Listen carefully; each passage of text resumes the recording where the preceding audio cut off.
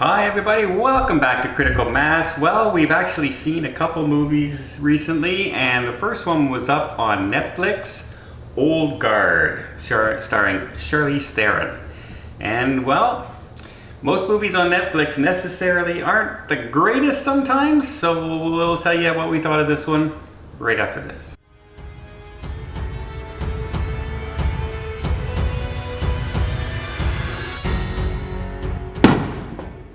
Alright, so Old Guard hit Netflix a couple days ago, and just to be clear, we're going to have some mild spoilers on this. It's hard to talk about the movie without talking about the premise of the movie, and one of the things they tried to set up at the beginning of the movie is the surprise, but if you've read any reviews or know anything about the movie, you know these are basically warriors that have lived throughout history who cannot die. Well, they can die, but it's very rare. It's not because of something normal, it's just their time. So they heal themselves, no matter what happens to them, they come back to life. So what did you think of this movie? I enjoyed it. Okay. You know what, I was curious about what other people on the web were saying about this movie, and the couple of sites that I went to see for reviews, everybody in the comment section, everybody was very negative about this movie. Now, I thought Charlize Theron was great. Mm-hmm. I thought the other actors and actresses were great. I thought the action was great. Even I really enjoyed the premise. Now, I'm a little bit concerned that the only new movies that Netflix is doing is about putting together a covert group of operatives, or, hey, look at us, we have superpowers. That's the only thing coming out on Netflix now. This is one of those movies. But I was pleasantly surprised. My wife, who watched it with me, gave it a 9 out of 10. Yeah, alright. I did find the movie at some points did drag a little bit. There were some very, very slow points in the movie. Especially with the flashbacks or the sights. Once something like that happened, okay. But I mean, there are some flaws in this movie. Like, they have this flashback, oh, a new person is born, a new warrior that can't die. So, just so you know, there are five altogether. And that's all they know exist in the world. And then suddenly, they get all these visions, and they know that a new one has been created somewhere, and they have to go find this new immortal. Yeah, and they have that flashback, and then the next scene is Charlize Theron goes and finds her, and she finds her halfway around the world in a military base in the middle of nowhere. It's just, that's a little too convenient to be like, it's one person, and like they didn't sense where she was. They only knew that she was born. Like, they didn't say, oh, we know where we can feel her, we can sense she's over there. They didn't have that kind of power. So that kind of... I don't know. I think they have to give them a little bit of leeway. I did. She was the queen of the immortals. She may have better sense than most of them. She had a picture to go by. She knew that it was going to be a female soldier in this part of the world, and she just figured it out. I could go with that. See what I mean? Okay. Somewhere in the world, a female soldier from America. So that limits it a little bit. But, the action was good. I enjoyed the action scenes. I liked the actors that were in it. There's, of course, an evil pharmaceutical company who is quite okay with torture and murder and kidnap to make sure that they have a new drug. Apparently, very easily. And I mean, he was probably my weakest character in the movie. At the end, he's, I got this axe and everything. He knows these people are immortal and can't die, yet he's happy he has an axe to defend himself. You're toast, buddy.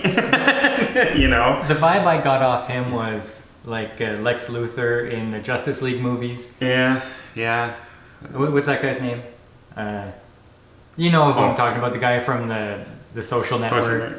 Why am I drawing a blank? Okay, well, Now You See Me and all those movies. Yeah, a snivelly little weakling guy who's evil and and he was a little bit weak for me. All the other characters were pretty cool. Yeah.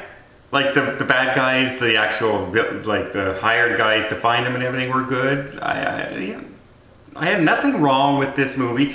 And I'll be honest, besides Game of Thrones, there's one scene in Game of Thrones, one of the death scenes that I hated that scene because I had nightmares of that scene over and over again. And it was the mountain fight between the mountain and the other guy. Didn't like that scene at all. Because there's something about being confined and not being able to move and then being hurt that kind of gets to me. And so in this movie, these people can't die. But they created a way to have one of the worst possible deaths you could ever imagine, considering you cannot die. Yeah, that was pretty freaky. It was pretty freaky, oh my God, I can't remember. Like, this person would literally wake up and die again, wake up and die again, and nothing they can do about it for decades. 500 years. And decades. So, like, can you imagine how your mind would go crazy? Now, that was also a weak point for me. Like, I knew, or I suspected that individual was going to come back in a sequel movie and perhaps be the crazy antagonist that they have to go against, unfortunately, because that person is their friend.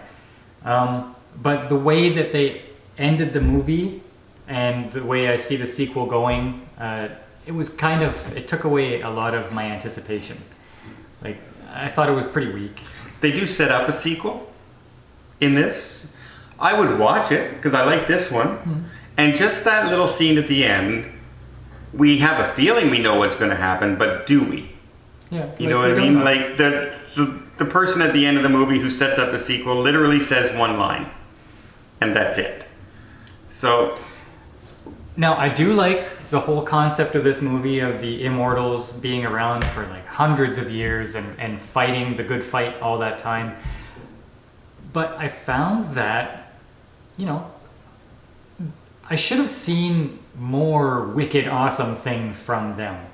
They were good at their action bits, but they weren't extra super awesome good, like John Wick good. Well, she was. Charlize Theron was with a pistol and she was headshotting people from across the room by like this. But that's you can have a good gunner and you just expect that from and a good sword. Gunner. And a sword, okay, fine. But I'm expecting you to be super extra awesome. You're an immortal. What can you show me that's super awesome? However, remember, they can still feel pain. They can still get cut and hurt and injured, and they have to recover. So even in the fight scenes, you will see them get stabbed and they can't use their arm for a little while until the arm comes back and to heal. So I did like that aspect of the movie. There is a weakness to it. However, they got captured pretty darn easy. Mm-hmm. Couple times in this film. Couple times. And I went, okay, that's pretty simple. And they seemed okay with it for a lot of the scenes.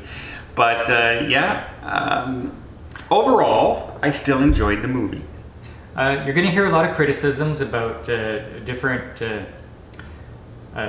social aspects of the movie, but the way that they pulled it off, I was okay with it. Like, they had good explanation for why things were the way they were. It wasn't in your face, although it was a part of the movie.